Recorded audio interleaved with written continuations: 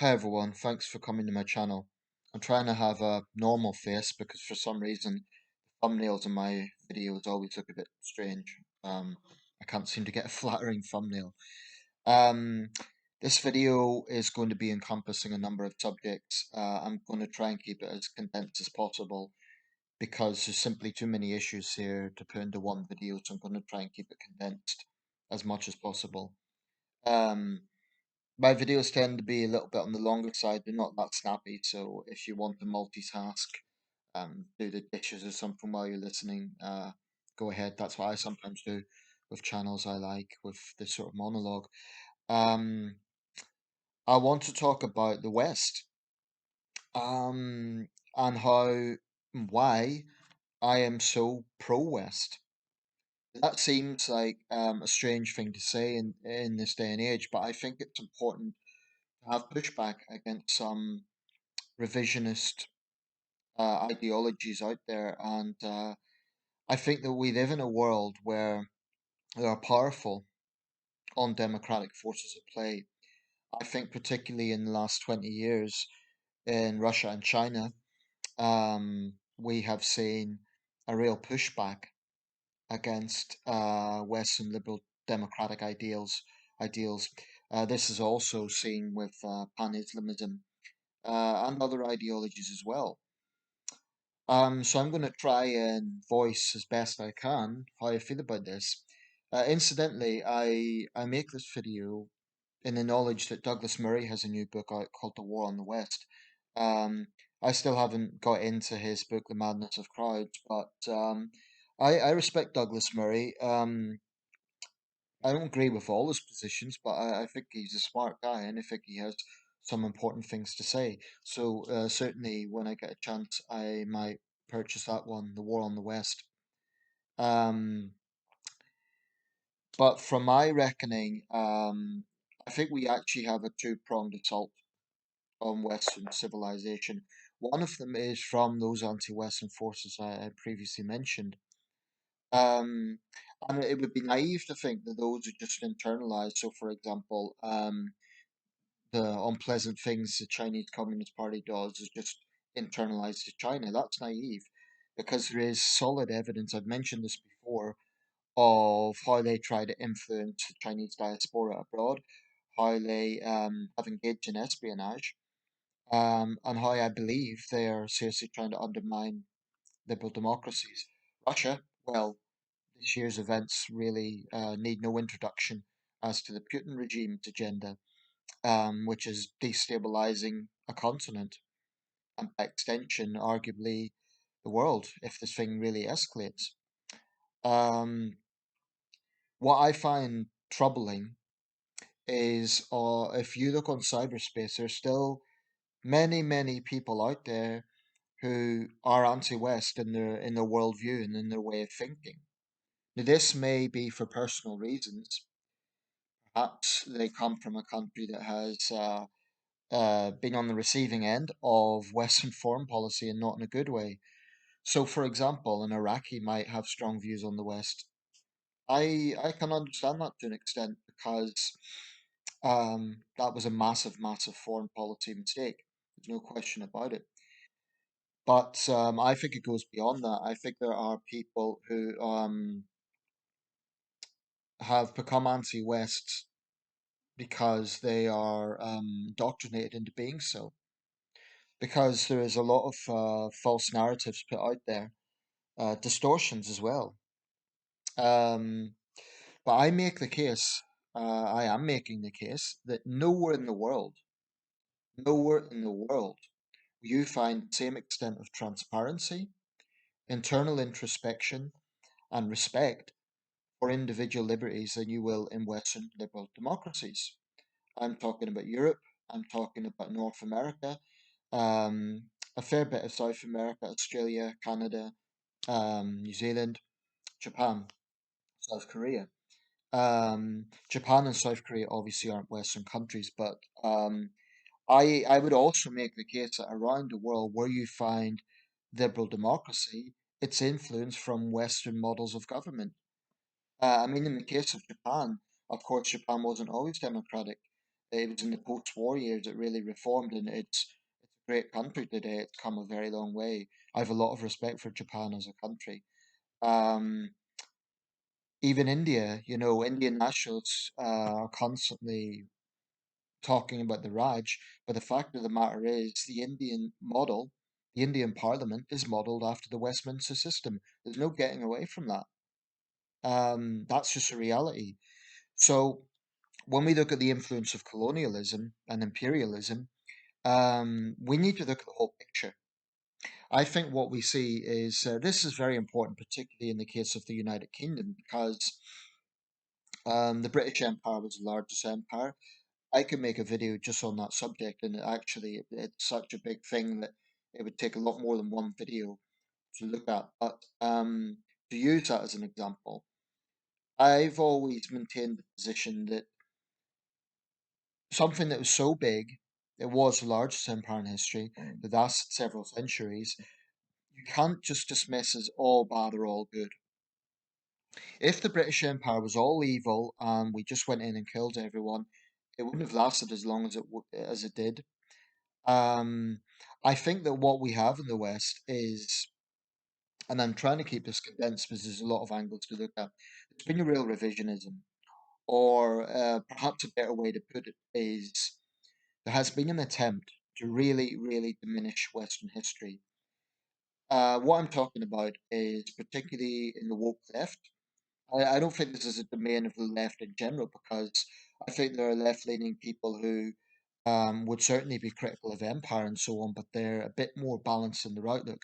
When I'm talking about the woke left, I'm talking about these campaigns to purify society.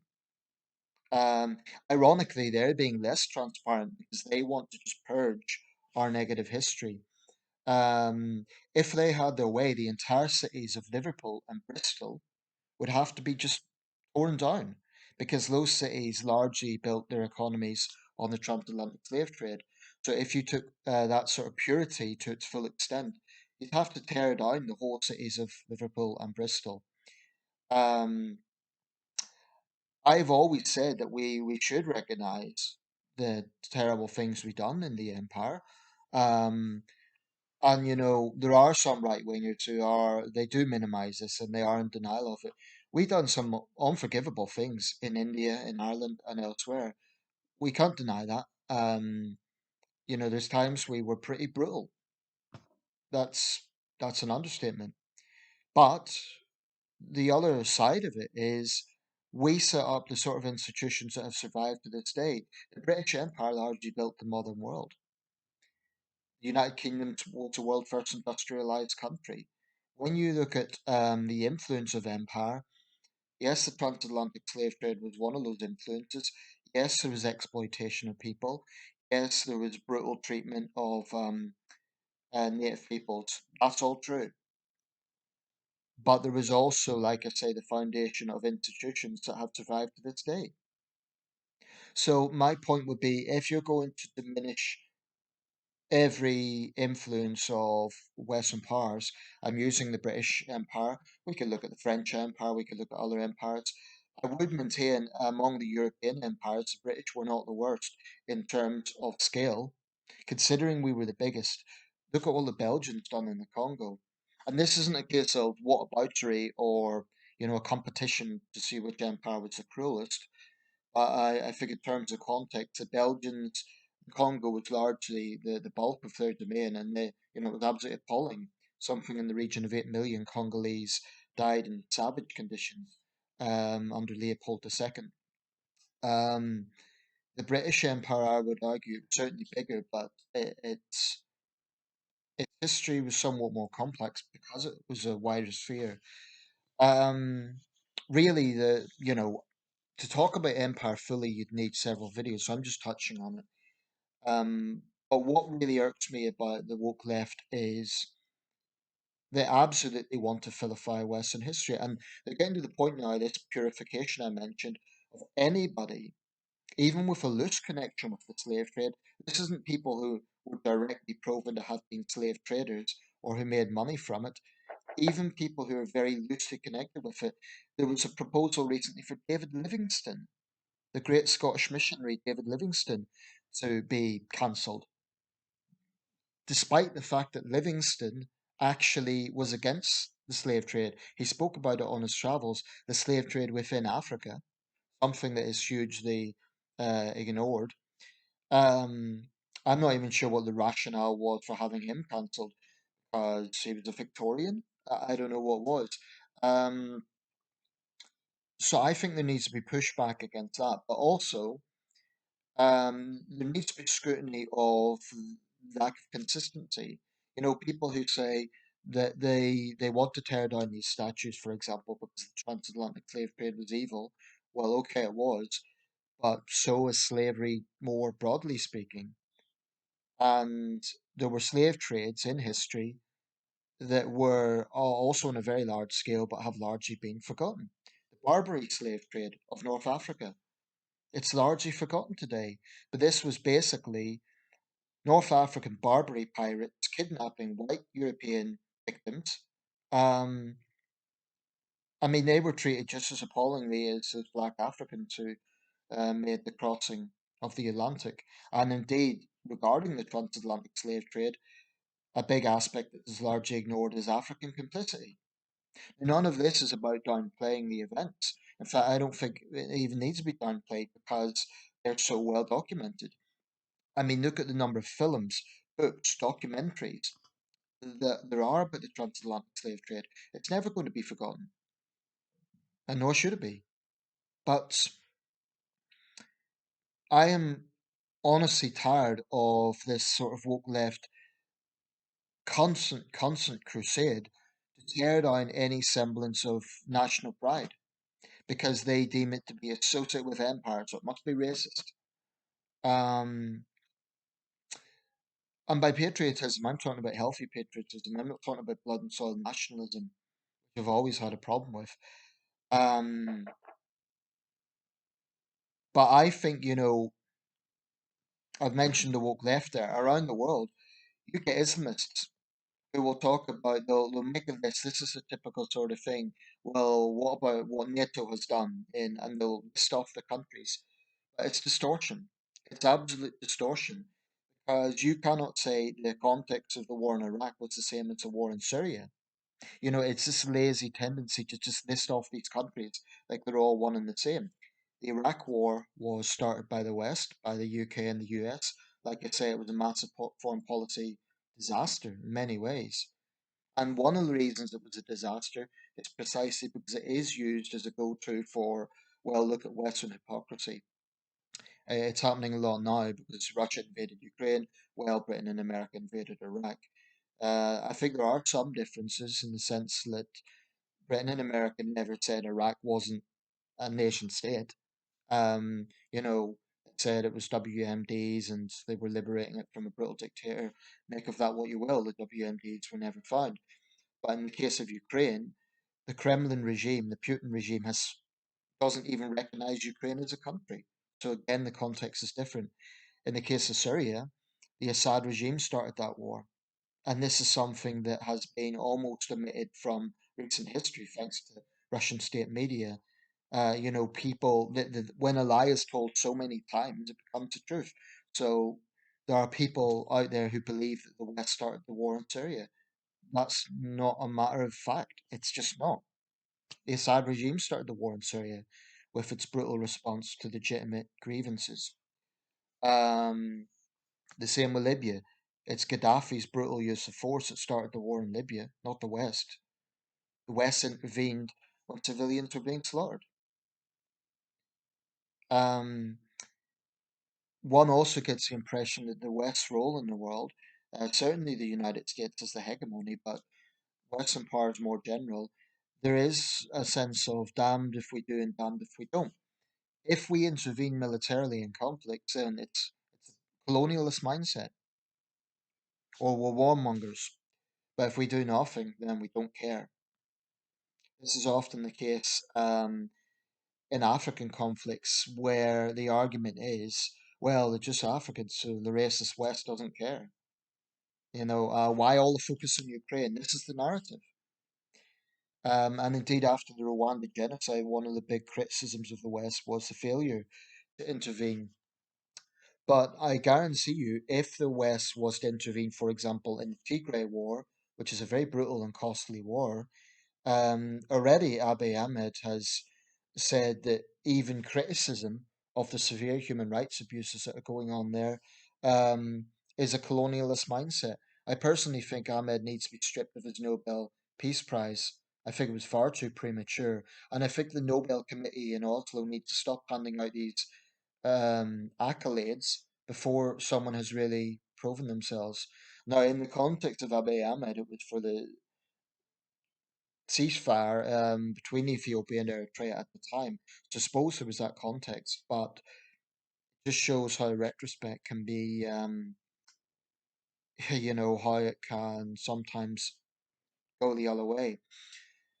I'm going to round this up soon, but I really believe that at a time when particularly Moscow and Beijing are getting ever more authoritarian domestically, when they are pushing their toxic agenda on the world stage, when you have Islamists at the UN demanding blasphemy legislation, when you have all these things going on, and then you have the woke left constantly trying to diminish Western history, I think we need to push back. I think we need to say, well, actually, we need to be proud of the many, many positive things we have done. Um, and the fact that the modern world, many of the institutions, many of the democratic institutions and foundations of the modern world began in the West, in the Western Enlightenment. And it's not one single event. We can look at Magna Carta, we can look at the ideals of the French Revolution, the American Revolution. Often this was obviously a case of Western powers in conflict with one another. But if you look at history, it's just irrefutable that much of the progressive movements in the world have come from the West. Now, this is not to diminish any of the world's great cultures, and of course, the most ancient cultures are not in the West. With the exception of Greece, the most ancient cultures can be found in the Near East, the Middle East, Sumeria, of course, Egypt, China, the Indus Valley in India. I respect all that, of course I do. But having an ancient civilization is not in itself a green light to say we're superior. Um, it's not, because the contemporary Islamic regime in Iran and the communist regime in China, I would argue they're not representative of their respective great civilizations. Um, but nowhere in the West do you get the same extent of sort of self-flagellating in guilt. I mean, all over the world, patriotism is seen as normal. It's seen as a completely healthy thing.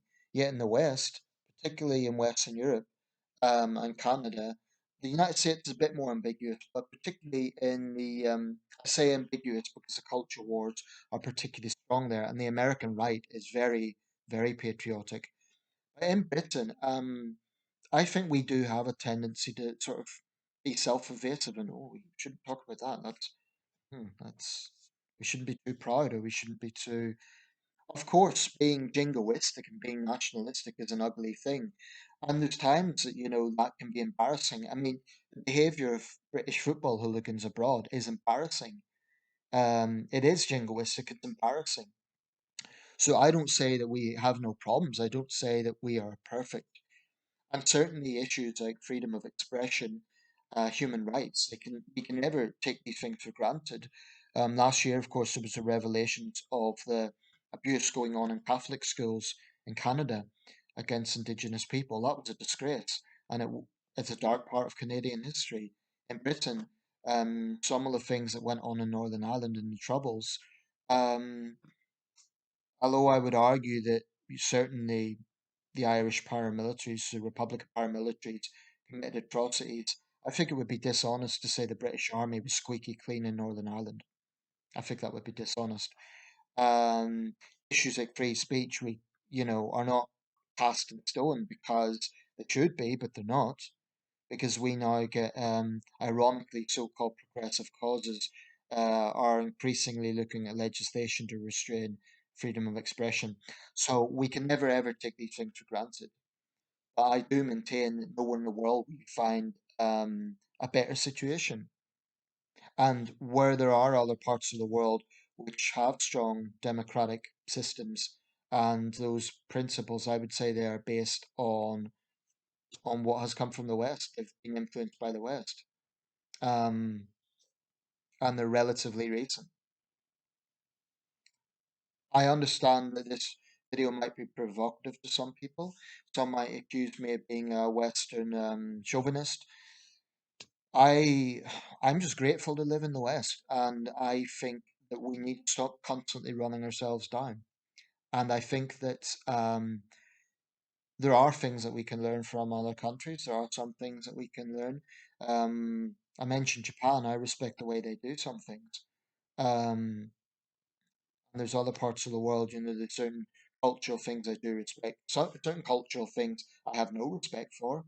Any culture that brutalizes human rights or animal welfare is a culture that doesn't deserve respect. I don't believe all cultures are equal. I think that's a redundant, lazy argument. Um, but all of these things need to be looked at in an objective, reasonable, and balanced way. And my argument is because of the distortion of the Western phobia that we see online, and because of this attempt by the woke left to totally diminish Western history, we're seeing a lot of distortion, and there needs to be pushback against it. Anyway, that's my thoughts. Thanks for watching.